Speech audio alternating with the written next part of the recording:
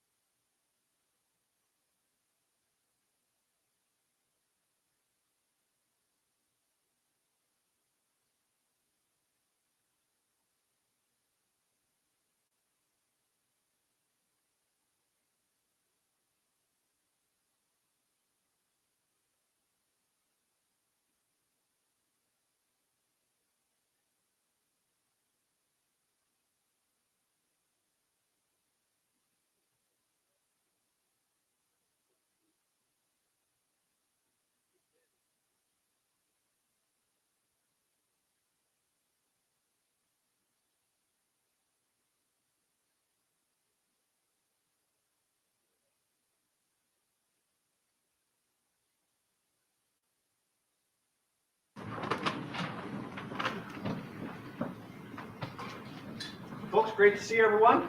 Thanks for coming.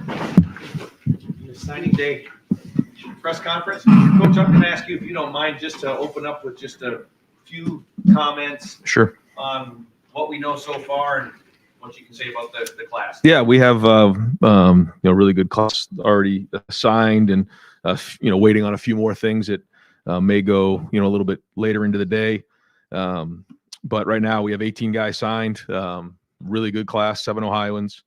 I'd like to kind of go through each of these guys as we go through the press conference, but this is a group that a bunch of these guys jumped in early on, and they give us a great support to our already strong team. But I'm going to just start off alphabetically and go through some of these guys. I really feel strongly about the Armstrong twins, the year that they had, coming from a great program in St. Ed's. Obviously what they did as a team this year, and they led the way. Guys have been tremendous in terms of their development throughout their high school career, and you're seeing them play their best football, and we're very excited about them. Mylan Graham, we recognized him early on in the process. Brian did a great job of building that relationship up. We think he gives us a lot, and it has a really bright future ahead of him. Max LeBlanc is at the Baylor School. His family is from Canada and Montreal. Really talented young man. Came down from Canada, and had to make the transition to a school where he was on his own, but really did a great job when he was there. His film is tremendous. We think he brings a lot of versatility to the team. Miles Lockhart is a corner that I actually saw play live. He's going to be a nickel for us as well. Miles is extremely competitive. He fits what Jim wants right there in that nickel position. He can also move out to corner, but really nasty, tough player who has jumped in and been a great part of this class. Jalen McLean, safety from Seton Hall Prep, another guy that had a great year. His team had a great season, in a position of need. He's a guy who's very productive in his high school career, certainly had a great senior year. Eric Mensa is a guy that came to camp, worked with Larry, comes from a great family, Mountain View High School in Virginia. Was really a strong player, had a good year. He's played multiple positions in his, in his high school career, and brings a lot of versatility there. Ian Moore, is a guy who, again, jumped in early. I think he was one of the first guys to commit in this class. He's been great. Again, had a really good high school career.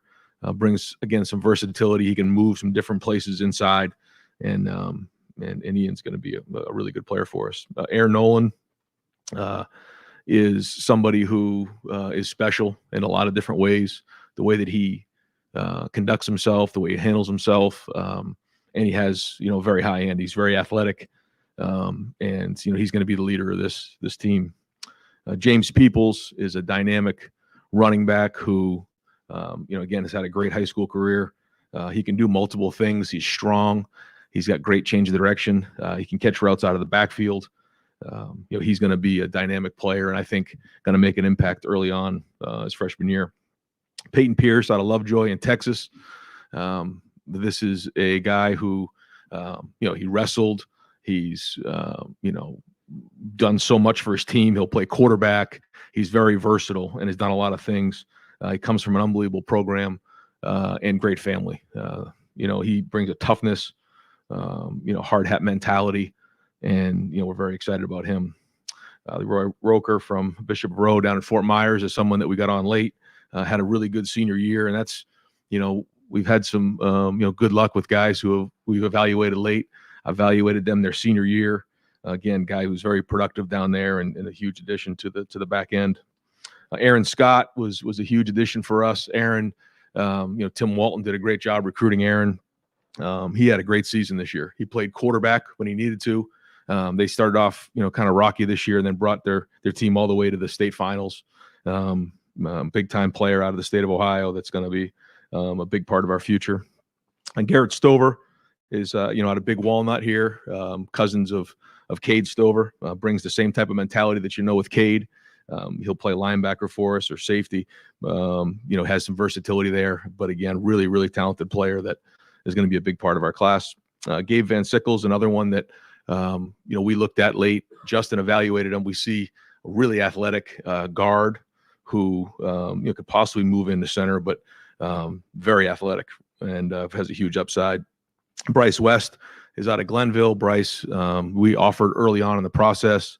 Coach Ginn was a big part of the process, and he's one of the best corners in America. Huge addition to the back end. Sam's William Dixon is a local guy who has some versatility. He was listed as an athlete at one point, but now we're going to start him at running back. He's been at a bunch of our practices recently, coming by and watching. Brings again versatility. He can move around, do some different things with him. And then Demarion Witten is listed as a tight end, but he can do a lot of things. He played wide receiver recently in the U.S. Army game down in Texas and had 3 touchdowns, was the MVP. Really dynamic, out on the perimeter. So those are the guys right now that we have signed. We're still waiting on a few other guys to kind of see how that goes. That may go on, later into the day or into the night. But those are the 18 guys, and our guys and staff did a great job with these 18. Thank you, Coach. We're going to open up the questioning. Far left, Brendan Gulick, Buckeyes Now on that side. Coach, want to ask you specifically about Demarion and his skill set. I know you like his versatility and his speed. What is it about that kind of player who lines up in so many different places for a team that needed him to do different things that allows you to project what you think you can get out of him when he comes here? Yeah, it started early on when Coach Ginn had him as a young player and told me this kid is special, and he said, he can be the best receiver in the country. And when he said that, you kind of take a step back, but you're seeing exactly what he's talking about. You watch him on the basketball court, and he's going to have to grow into play tight end if that's where he ends up, getting down in there. But you can do multiple things with Demarion, and like you said, it can be a matchup issue. But his length and his size and his ability to play the ball is tremendous. So again, Ted did a great job identifying him early on. We jumped on him early on, and you can see his ceiling is extremely high. Deontay and Devontae, obviously the tape kind of stands for itself, but off the field, what impresses you about those two guys? It's the overall makeup. They have great work ethic. They played basketball when they were younger, and then they really just focused on football the last couple of years, and you can see the improvement, year in and year out, and then almost week in and week out, and they're becoming really good offensive linemen and football players. And sometimes you don't grow up playing the position. You have to grow into the position a little bit, and you're seeing that. And they're both bigger guys. They're long body types, and you just see them get more and more comfortable playing the position, understanding the technique and how to bend and get low. And they come from a great program, and they're well coached. So, all the above. Front row, Dave Biddle, 24/7 Sports. Ryan, in your estimation, is the recruiting on the offensive line and defensive line substandard for Ohio State standards? Why or why not?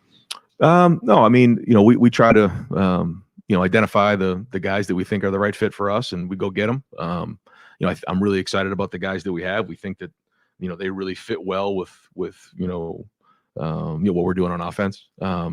And you have them in camp, you see them in camp, you see what they're going to do, and you project into what they're going to be. And then, ultimately you have to fit, the needs that you have. So, we always want to be the best in the country, and I think we have a great group coming in. And switching gears, do you expect to make any changes to your coaching staff after the season? Like I said to you before, we got this bowl game to play, and we're always going to evaluate it. And, if there's any updates, then, I'll give them at the right time, but we're always going to evaluate it after every season and go from there. Stephen Means, Cleveland.com. Ryan, with Air, obviously you guys had a quarterback at one point in this class that maybe was the foundation of this class, and then about a year ago you had to maybe pivot a little bit. Can you just take us through the timeline of identifying Air about April and why you guys zeroed in on him, that relationship? Yeah, we watched this film and saw the athleticism and just kind of a baller out there, making a lot of plays, state champ. He was high school teammates with Jelani Thurman. So we were down there some and got to see who he was and saw all the people in the area and the school and the coaches talk about what a great player he was, what a great leader he is. And it doesn't take long. When you talk to him, you recognize how mature he is and his approach. And that's a big part of it. So, we just love that part of it. We feel like he's got a really high ceiling, when he gets here, and looking forward to get to work with him soon. When you I mean, you've gone through this a couple of times where you get a quarterback and then some things happen and you end up having to do it again. What's that process like when you lose the guy? And then are you reevaluating guys you looked at before? Are you looking at new options? How does that work?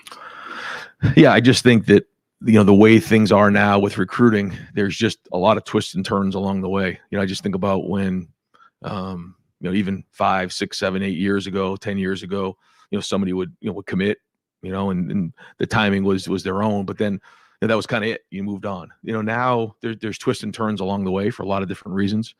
And so, you just have to work through those and figure out, who's the right guys for you at the time. And then, fill your 85 and that's what it is. But, there's a lot of twists and turns along the way. And now you have, you have the high school class, then you have the portal, and you have different parts to make sure your roster's right. One more. Obviously, he's walking to a room where there's now a quarterback competition that maybe nobody was expecting at this point. But with true freshmen who are expected to early enroll, and I know you've been through this before, but back in 2021, but what has to happen for a guy to be, as a true freshman in your experience, to actually be ready to contribute in year one in a way where you can look at him and go, okay, maybe he can be our starting quarterback? Yeah, you don't know till they get in and just how quickly can they learn the offense and get used to it and learn from their mistakes. You can't replace experience, but some guys just, you just see it early on. They can handle the information. They can handle, what it takes. And, most guys, it takes a little time to get that figured out. A lot of guys want to come in and play right away because it sounds good and they're anxious, but that always isn't the best in terms of their development. But each guy is unique, and we get a better idea once we get going with spring practice. Yeah, I've had a lefty before. Andy Anders, 11 Warriors. Yeah, just wanted to ask about the trio at cornerback. It feels like a position that ended up really strong with this class. So can you go through those guys in a little more detail? I know you touched on them before, but just what you feel you got in that trio? Yeah, well, I think Tim has done a great job identifying talent early on and then building relationships and going from there. I think you're seeing the way that our corners are playing. You're seeing Denzel, IGB, Jordan Hancock starting to play at a high level. And I think that's a big part of the recruiting process, seeing it on the field in Jim's defense. And so, we've identified these guys early on and recruited the heck out of them. Aaron Scott was somebody who came to camp early on, and it was a hot day out there, and he grinded. I mean, he went for, I think an hour and just, everything we threw at him as a young player. He had a broken wrist. He kept working. And then we could tell there was a toughness there. There was just a grit there. He wanted to earn that scholarship, and he did that day. And then, he's built himself up to a really, really good football player. Bryce West, same type of thing. Again, Coach Ginn early on believed in this young man and, said, this guy's going to be a great player. And so, we recruited him, but then offered him pretty early in the process. And then you could just see the way he played that next year. He was much more aggressive. He was tackling, making plays. And he just continued to become a better and better football player. And you know what you're getting when you get somebody out of Glenville,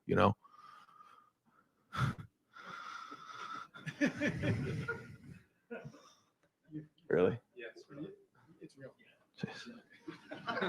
There's pictures, there's video.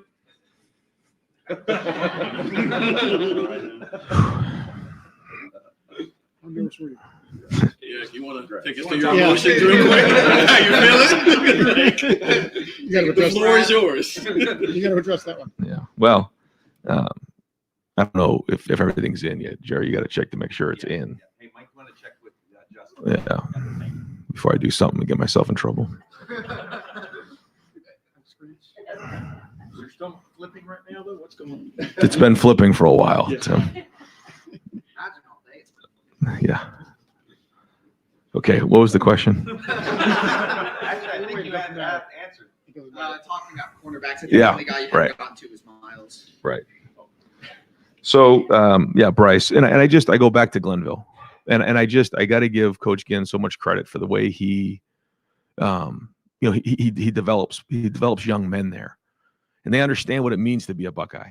They do, and that matters. Arvell Reese has come in and worked his tail off. I'm really excited about these guys, and Bryce West's going to be the next one. Look at it. Look at what he's done on track and field. The times that he's put down, and just what a great player. And then Miles. Yeah, like I said to you before, I actually had a chance to watch Miles. I was at the semifinal game in Arizona, and I just watched the guy just play his tail off. I mean, he was all over the field, and I just was like, man, who is that? And then you can just see him start to come on as a player, and so again, I think really when you talk about needs, you're talking about 2 lockdown corners and a really feisty nickel in there. And then, you were asked a little bit about the O-line, D-line, but I wanted to drill down specifically on the D-line. Another decision coming up here in a little bit, and obviously reports out there, whatever. But are you satisfied with the depth of the defensive line class that you have? Well, we have to, have the way that we do it. We do have 8 defensive tackles, 8 defensive ends, and that's when it all is said and done. We have to make sure that we have the right guys, and we have a lot to consider. Guys coming back, we have the portal, we have guys that are growing in that position, and then we have the high school recruiting. So, we have a certain number that we got to hit. I think right now we're right around 83, 84. I think we're right in there. So, it gives us a little bit of flexibility moving forward, but yet to be seen. Yeah. Pat Murphy, 24/7 Sports. Ryan, when we were talking to Jack last week, he was talking about the Michigan game, like a lot of guys were, but he talked about growing up with it. Yeah. Not everybody you recruit does that. You just mentioned the guys from Ohio. I don't know how many you have from Ohio, but just how important, given kind of the last 3 years, is it to have more guys in the program that feel that walking in the door maybe before learning it? Well, it's something we talk about in recruiting all the time, but I think you're right. I think the guys from Ohio, and I've always felt this way, have to lead the way on that.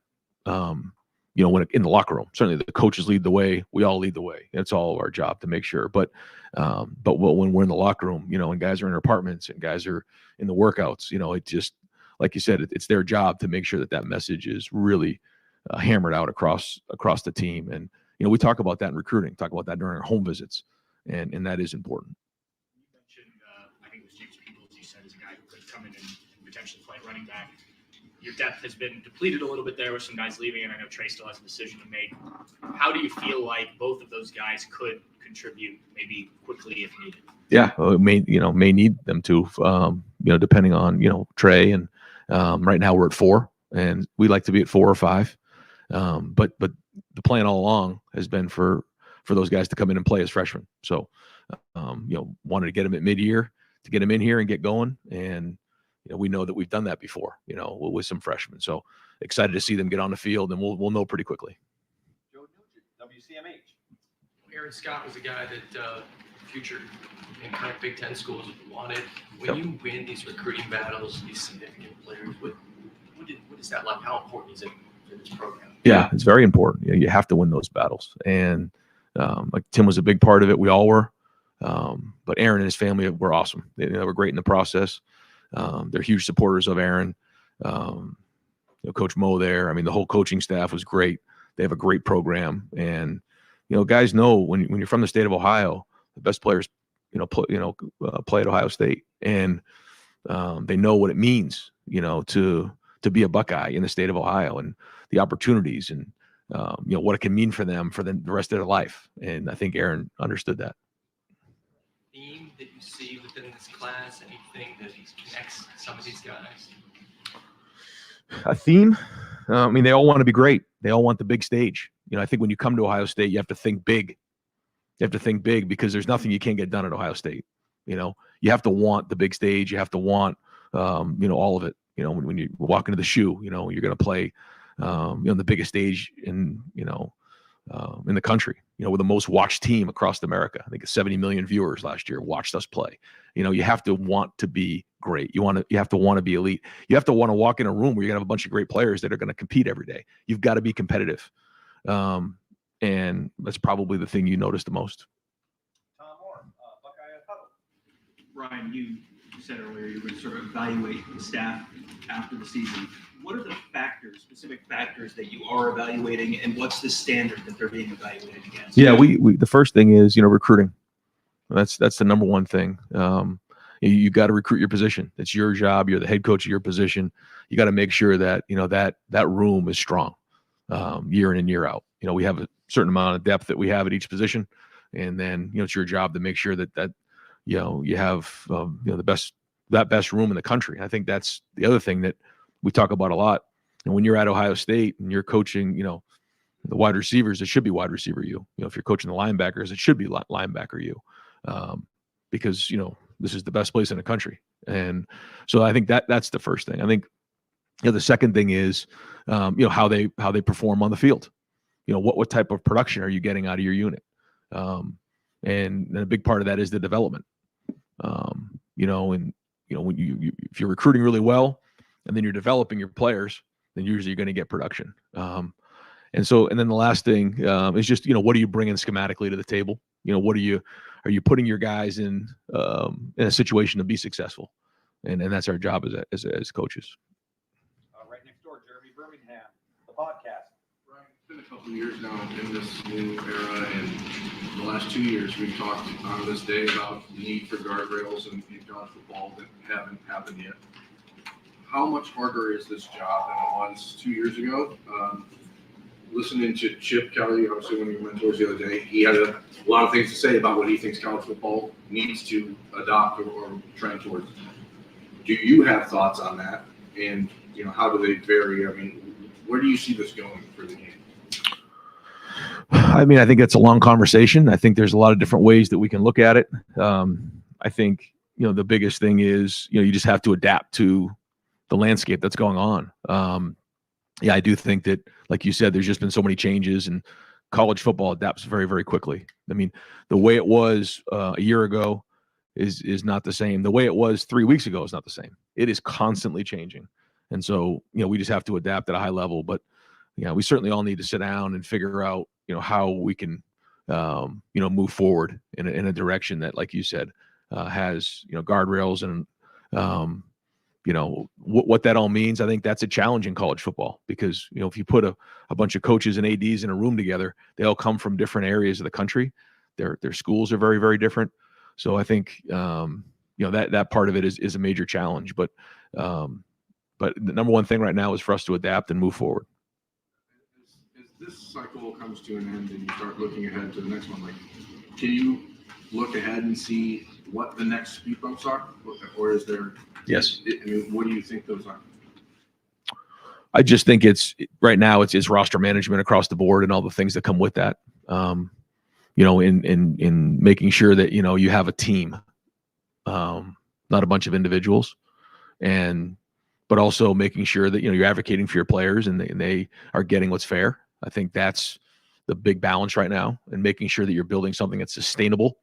I think that's all really important. He's not. We're still waiting for Justin Kubiak. Cameron T. Robinson, the athletic. Brian, you mentioned how there's the high school class and then the transfer portal class. When you go into a sign day and maybe there's some last second flips or decommitments, regardless of the position, does that impact how aggressive you might be in the portal? Yes. Yep. At what point do those conversations change? Like, at what point are those conversations, okay, this person's leaving, we need to get some right away? Is it a couple days later? How does that process work? I think you always have contingency plans in place for if something were to change.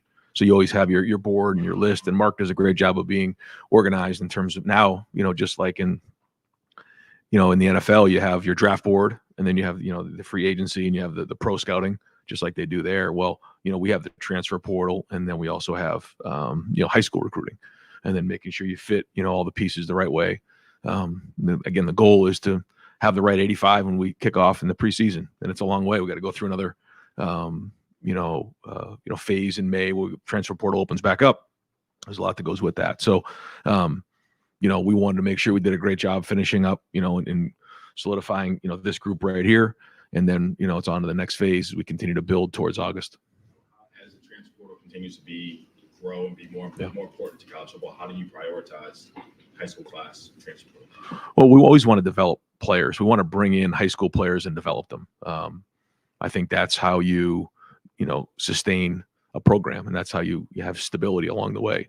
But as we know, that isn't just the way it's going to be. The guys are going to look for different opportunities, and then, you need to bring guys in. So, we'll continue to do that and make sure that we have the right mix.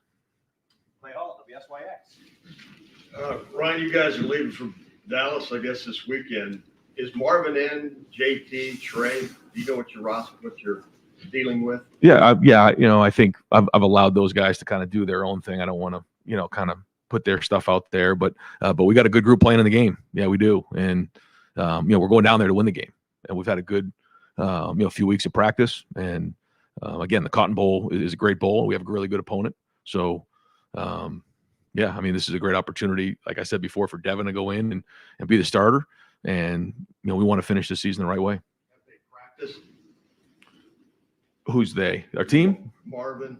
Oh yeah. Guys have been at practice, and yep. Oh yeah. They've all been out there, and so no, we're gonna have a good group going down there. One other thing, I've had a number of questions about Larry Johnson. Have you had to answer questions whether he's retiring or staying? It's funny. Guys have brought that up over the years in recruiting, but he's young. He's in terms of his approach every day, he's got a lot of energy, and he wants to continue to coach, and the guys in the room love him, and so he's still got a lot of energy when it comes to coaching, and he still has a passion for coaching, and his wisdom, his experience is the best in the country, and our guys know that, and people recognize that in recruiting. Think he's back? Yes. Spencer Holbrook, Letterman Roll. Ryan, do you believe in you've built a program now for the last 5 years? Do you believe in program momentum? Just as a term or an idea? I think you have different waves along the way, and you can as you're winning games and things are going to the season, you can feel that, and certainly when you lose a game, certainly around here, it can take a toll on you. You got to regroup and move forward. But one thing we're not going to do is panic and overreact. I think that's easy to do in today's day and age with social media and things that can come into play where people can feel like we need to overreact and panic. We're not going to do that.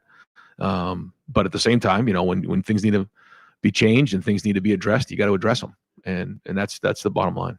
Since Thanksgiving weekend, not on the field, but also closing out this 2024 recruiting class, there's a lot of noise from the outside about just like what has happened and does this program have positive momentum. How do you, on a day like today, celebrate the wins that you've had in this recruiting class while also, you said that you want to recruit at the highest level in the country, but when you lose guys who you thought were going to be in the boat, how do you celebrate the wins, but also understand that you might not have closed where you might have wanted to close in some areas? Yeah, you just focus on the guys you have, and I think it's important. You don't focus on the guys you didn't get. You focus on the guys that you have, because that's what really matters. Because ultimately, it's going to be the guys who are in that locker room and the guys who are going to be on the field. And so we know that there's a lot of twists and turns along the way. And ultimately, what matters is the team that we have in August. And then we got some really good guys here that are going to be really good football players. Kellyanne Stitz, WSYX. Going back to recruiting, how exciting is it to add a guy like Garrett Stover, considering Cade's cousin? You mentioned he brings in that same kind of hardworking mentality. And then also, can you elaborate on what Sam Williams-Dixon brings in with his versatility at running back? Yep. Again, both Ohio guys that we talked about before are going to be important, for that locker room to, they understand what it means to be Buckeyes and growing up in the area. Certainly, Garrett just being part of the family anyway, watching Cade and all that. But and then Sam, with his versatility growing up, just outside of Columbus. But both are really good players, and they're going to bring that mentality when they come to work every day, a toughness. And so they got to lead the way. Guys who are, closest to Columbus got to lead the way, and those are two guys that will. Bill Landis, the podcast. Ryan, with defensive line recruiting, I guess generally, do you feel like you guys cast a wide enough net when trying to find the right prospects? And additionally to that, this program has always done a pretty good job with offensive linemen of kind of scouring the Midwest and finding developmental prospects. Obviously, you've done that with this class. It just doesn't seem to happen as much with defensive line, and I'm wondering maybe why that is. I think when you say, cast a big enough net, I think so. I mean, we recruit from coast to coast. When you look at our roster just across the board and, where our guys are from. And, I think we're looking from coast to coast. You look at, I guess, in our D-line now, you got a guy from Germany, you got a guy from Seattle. You got guys from different parts of the country. So I think we're looking for the best we can possibly get and the best fit. And so, yeah, I mean, Jack Sawyer's from right down the street. I mean, we've got guys from Ohio, and I think everyone wants to come in and develop, at a high level. But I think we've done a really good job, like you said, in the O-line of identifying those guys and having physical guys that are going to come in and work and and want to be at Ohio State and become veteran players. So I mean, two different positions, but I feel like we are casting that net, yeah, and also developing. When it comes to Larry, it just seems like, again, and I'm sure in the future they're going to keep weaponizing it against you. The fact that he is, I believe, 72 years old and has been doing this a long time. What is the plan, I guess, to combat that, to stop other programs from using that against you as you move forward? Well, I think the other part of it, the flip side is that this is a guy who's developed unbelievable players, and some people can talk about how they develop and everything. Like Larry's actually done it, and so there's a body of work there, and and also he's got a lot of wisdom to him, and so when you're going into a room every day with somebody, you're counting on them to mentor your young man, and I think that's where families feel comfortable with that. When they hand their son over to Larry Johnson, they know what they're getting. They're going to get someone that's going to pour into them in all areas, and he's done that with so many different people, and so he's going to continue to work. He's got, again, a ton of energy, and he's working hard. Recruiting is just like everybody else. There's certainly different challenges these days, as but he is adapting, and we're going to have a really good D-line next year. One signee on the defensive line right now. I think if you guys get good news, at most you'll have two. It just doesn't feel like. I know you're waiting on some guys that were currently on the roster to make some decisions, and that complicates things. But I guess generally with this class and the last couple classes, do you feel like you've hit the number and quality of defensive line that you need to? Yeah, I do. And I hear what you're saying. I think when you look at the guys that we have right now in our numbers, it's 8-8, and then we'll look at what these guys are going to do. We have some guys who are really talented who are playing as sophomores and juniors, and if they decide to come back, that's they take up a lot of the then you also have Kenyatta, and you have Caden, and you have Mitchell, and these guys are all really good players that are going to play next year as well. So for a young player who wants to come in and develop and work through and work into the lineup, it's a great opportunity. But ultimately, it's going to come down to what's on the field. And, if we have to look in the portal, if there's a hole, we'll do that as well. But no, I feel like, right now that room is a good room, and, it's a little bit, going to be year to year in some different spots because of the way that, things shake out in the portal and recruiting right now. So I feel good about that room, but, we'll keep looking at it and make sure that we got the right group in August. Nathan Barrett, Cleveland.com. We haven't talked to you since Kyle's decision became public. Just anything that you can say as to ways that you think you could have handled that better, or how surprised were you at the way that sort of went sideways? Yeah, I'm gonna just keep the conversation private between us, but and I really don't want to get into it because I don't think it serves anybody any good. I think Kyle was very well respected here. We wish him nothing but the best. He played some good football here, and spent 3 years here and made a lot of relationships here, and I think he's committed to another school now, and he'll do well there. He will. So I don't think it's worth getting into all right now, but certainly wish him nothing but the best of luck. There's a lot of guys in that room that care about him a lot. That decision then led to a lot of speculation as to how much you guys would get involved in the transfer portal with the quarterback. How did you look at that, approach that, and ultimately what, I guess, decisions have you made about that? Yeah. I think that, competition is very, very healthy. I think, Lincoln's really been coming on. Excited to see Air, get going here this spring. But, fired up to see the way Devin's been practicing the last few weeks. It's been great for him. Now that he's healthy, his ankle's feeling better, and kind of like, okay, take this thing and run and see how the next couple of weeks go in terms of the way he handles himself. Excited that he's going to be able to play in this game, and then just go from there. But Devin was real close, going into the season, and so this is going to be an awesome opportunity for him to take it and run, and so excited to see that. And And again, I think the guys have seen, what he's been, the last couple practices have been very good. But also, Lincoln and Air, I mean, these guys are talented young men who want to get on the field. Specifically, what are you seeing from Devin right now that you like, maybe especially relative to what you were seeing when you made the decision to come?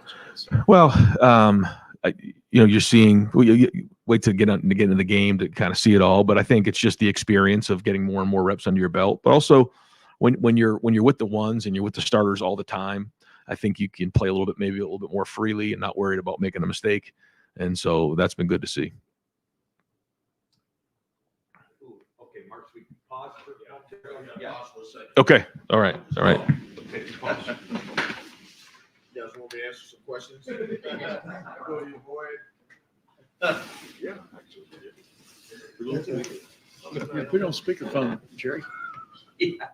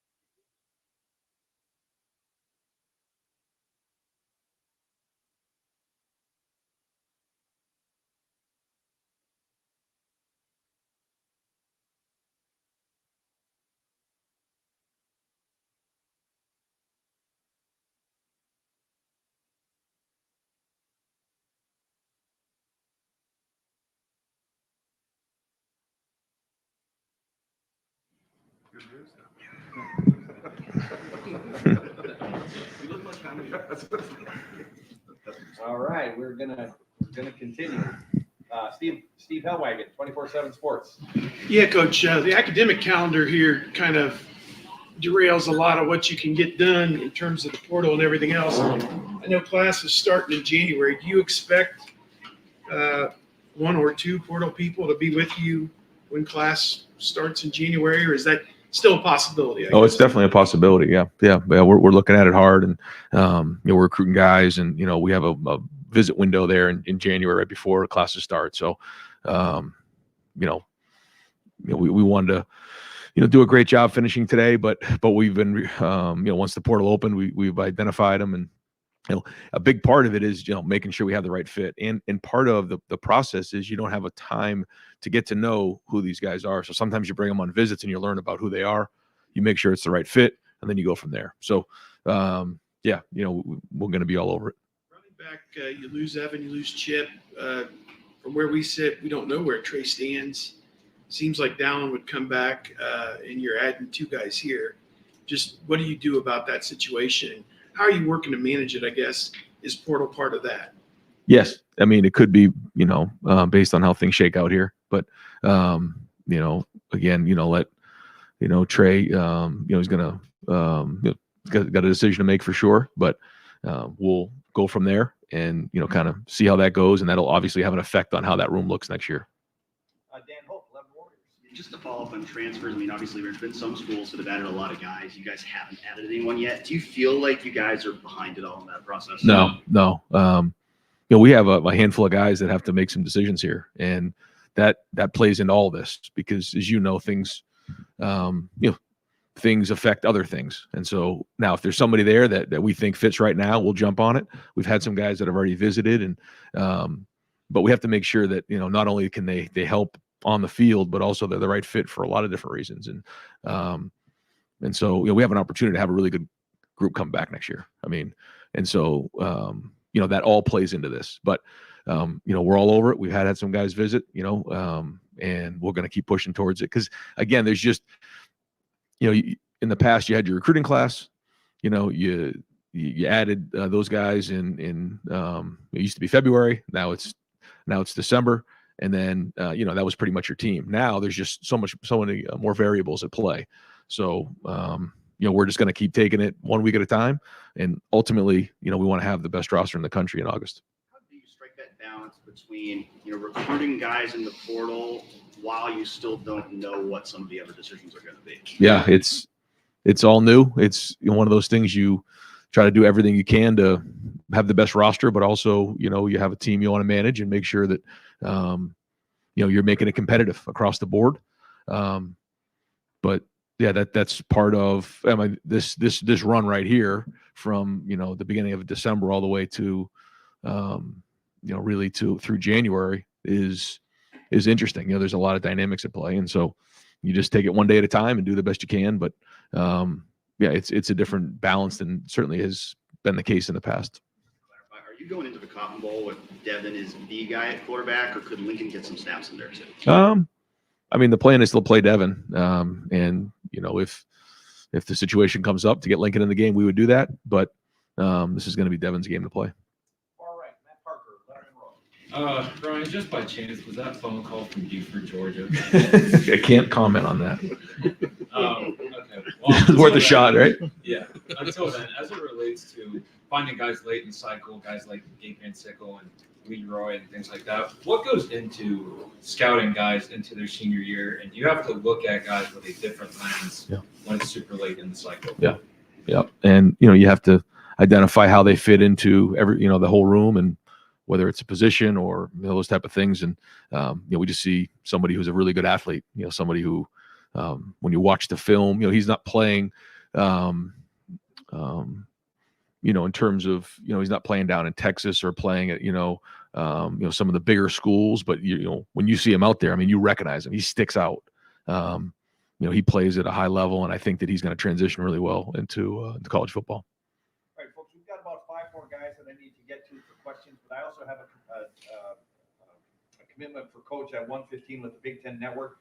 So So I'm going to pause this, Coach, if you don't mind. If we're going to go in and knock that out so we can get that Okay. done. We'll be back here in about 10, 12 Okay, minutes. you got it. All right. Oh, really? Yeah. That's why he was looking so happy. Houston is staying with Ohio State.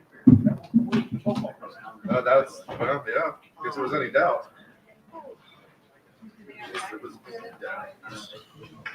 You've got extra $5. Seriously, it doesn't like the NFL. Oh, Von Bell, that's the Panthers. Okay, you guys have re-signed Jermaine Pratt instead. Just insane.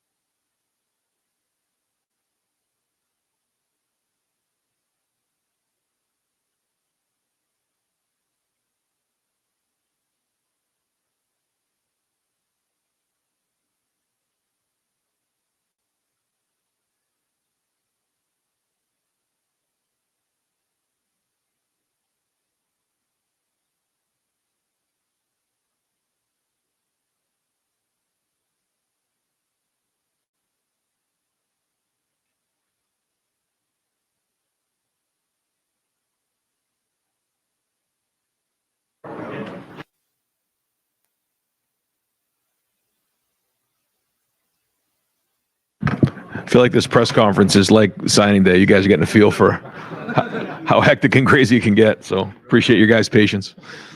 Right, I know. We'll take 3 here. Let's finish this thing up. Ryan, in this era, how has it become harder to hold on to guys late in the process and go like wire to wire with? I don't know if you've had good news lately, but with some guys, the fact that it seems like it's become more common in this era. You know, like I said, now it takes twists and turns along the way, and you keep swinging. You know, there's going to be guys that commit early. There's going to be guys that commit late. There's going to be back and forth along the way, and so you just keep pushing. And again, the ultimate goal is to have the best roster in America. In August. So we're always going to be aggressive in recruiting and try to go after guys at a young age, and you just keep going from there. But we have competitive rooms, and so guys want to come in and compete, and so again, I think it's more and more of a challenge year in, year out, but it's going to be like that moving forward, and we'll continue to recruit guys all the way to the end. Singular or trend why you think maybe if the last minute some guys leave? I don't know. Every situation is probably different. Yeah. Austin Ward, podcast. Brian, I think you said right now you're working at a number around 83 or 84. Yep. So when 14 guys go in the portal, it seems like that probably had to happen. How do you get to a number like that? How do you process it? Were there any, maybe 1 or 2 were a surprise to you? What's the situation when you get to that point? How do you get to it? How do you manage it? Yeah, well, I think it was a little bit when you look at just the numbers of it all of COVID and just having an extra year in there, kind of got log jammed a little bit, and some guys that felt like as they looked at maybe some guys that could be coming back, or maybe their projection going into next year, they felt like they would have an opportunity to possibly get on the field sooner somewhere else, and so it's sort of become part of the process. And the thing about Ohio State is, we recruit obviously at a high level. And so, when guys maybe don't get on the field in year 2 or year 3, they're probably going to have opportunities at other places. And, there's no hard feelings. It's just, hey, this is part of college football. And, wish those guys nothing but the best of luck and still help them, with their transition of where they were going. And so, but you could tell coming out of last year, based on how many guys come back now, that we were over. In the summer, I think maybe at Big Ten Media Days, you said, leave the calendar alone. There's been too many changes. Every time they've moved the signing day up, there's been unintended consequences. The way that this month is structured right now, with the portal, with NFL draft decisions, with recruiting, with coaching changes, with the bowl games, next year with the playoff, do you still think you just have to leave December like that? Or what, assuming you could get your way, right? What would you want? Well, the challenge is that a lot of these guys are coming at mid-year now. So, you can't wait till January because classes start in January. So, and if you push it back any further, now you're getting into the season. So it's not easy. It is chaotic. But as we sit right now, the way the calendar lays, I'm not sure, it could be done any other way other than maybe moving it up to the summer or to the spring. This is another set of problems. Exactly right. Exactly right. Yeah. Bill Rabinowitz, Columbus Dispatch. I don't know if can you comment on Jeremiah Smith and Edric Houston? I can't right now. I know we're kind of no. Can you then, in more generic Yes. terms, describe Yeah. what this day has been like for you? Because I can only imagine you literally buckled earlier. What has this day been like for you? I mean, the first beer is going to taste good. I can tell you that right now. Yeah, well, whichever one's the coldest.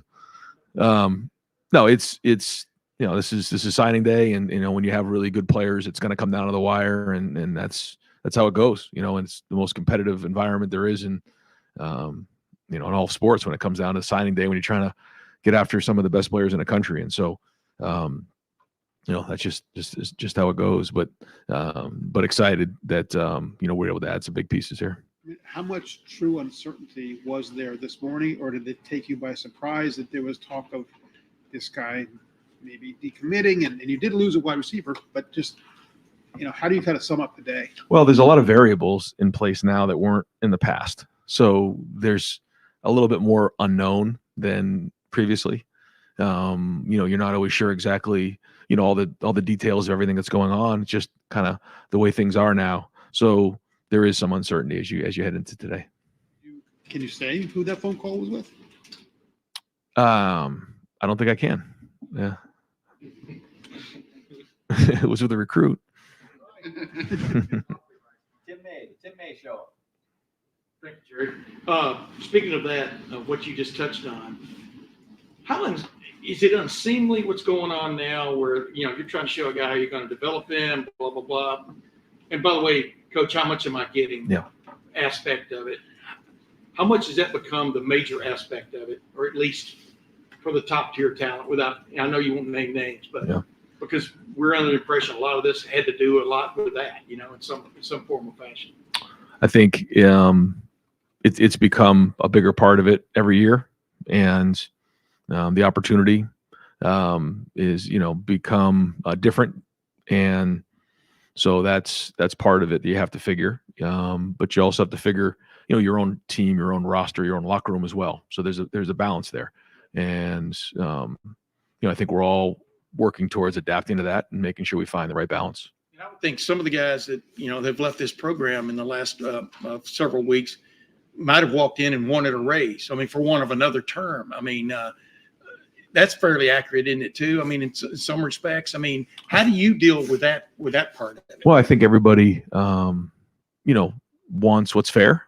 And I think it's absolutely, fair for them to think that way. And so it's our job to advocate for them. But at the same time, there's only so many spots on the roster, and you have to manage it the best you can. And one other quickie before I ask the last one. The only reason I asked because I didn't get a chance to ask you this.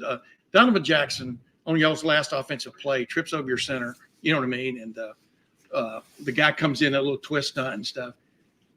Is it still stunning to you that almost a whole season, in some respects, comes down to almost serendipity there in some respects? I mean, I was just enjoying a couple things, and now I got to go back to this. No, it's. I mean, you're Donovan, right. you know, it has to live with it. You know what I mean? So, Yeah, we all do. We all do. Yeah, and that's playing at Ohio State. You know, and you know, we're 11-1, and it comes all the way down to the, like you said, the last few minutes of the game, and so yeah, you don't just wake up the next day and think everything's okay. It doesn't work that way. But at the same time, no one's going to feel sorry for you. You got to move on, and we got a great team and a great program and a great culture. But yeah, I mean that hurts, and we've said it before. You've heard me say it. It can come down to one play, and so you know here we are. But you know again, you don't just forget about that kind of stuff. But you got to move on, and we are. but it speaks to what he's about too. I mean, just him. You know, there are other guys too like this. He doesn't want that as his last Right. play and stuff. I mean, he's playing in his Cotton Bowl and relishing it. Right? Have you seen some fire and vigor out of him? Yeah, and he's not the only one. I think there's a lot of guys that have that feeling, like they don't want to leave without winning that game. That's for sure. I mean, that's been a huge part of the conversations. Yeah. And last thing, when you make evaluations on a coaching staff, you were asked this earlier, but just generally, like Austin was asking about the calendar and stuff, there doesn't seem to be, you know what I mean, a really good time until after January the 1st or the 5th or whatever you want to call it, right? I mean, does that make it, I don't know, uncomfortable for you in that respect of you're selling this program, et cetera, but you also want to maybe make some changes? Yeah, I mean, you have to take into consideration the timing of everything. Yeah. And yeah, so we'll do that. But yeah, I mean, you go through the season and you work through the season, and then, you come up for air and figure out what you need to do to fix things, and how you need to make changes if appropriate. Can I ask one more? Sure, why not? You came in here, some things were up in the air. You're leaving this press conference feeling how? Meaning about this signing class. I mean, there was some pieces that we felt like we needed to get coming out of this. Did we get everything? Did we get the whole wish list? No, but we got a lot of things covered, and that's really good moving forward. So now on to the next phase of putting this roster together. But a lot of hard work by a lot of people for this class, and I'm fired up about that part of it. Yep. We're going to wrap up with Jeremy Birmingham podcast. This class, you have guys you can't talk about yet who have been committed for over a year and top-ranked player in the country, all the drama in the world around the recruitment, maybe not on their account, but it happens anyway. You have players like Miles Lockhart, who first time he camped here in June of 2022, knew he wanted to play at Ohio State, never visited another school, but still waited a year to commit and then signed without an incident.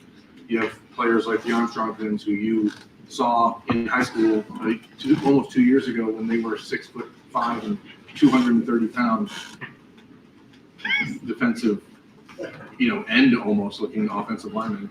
Is there still a common thread that you can find in recruiting that keeps all these things that feel fundamentally different the same? I mean, everything's changing, but are there still things that are like go-to everlasting truths?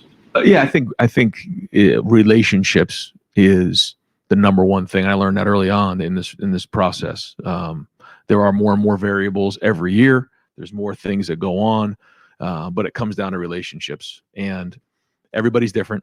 You look at the guys that we have from all kinds of different states, different backgrounds. But again, I go back to, they all want the bright lights. They want to be relevant. They want big. And when you come to Ohio State, that's what you have to think. And you got to want all of that. And I think that's the common thread that runs through these guys. Everybody's on a different timetable. Everybody goes through it a little bit differently. But ultimately, they all get here and end up, starting fresh. You said you didn't get the entire wish list. There's still decisions that have to be made for the NFL. What's left on that wish list if you project ahead to February or the portal? I mean, where do you look at it and say, this may be a spot we need to shore up? I think it depends on, some of the decisions that are made here in the next month. And, I'm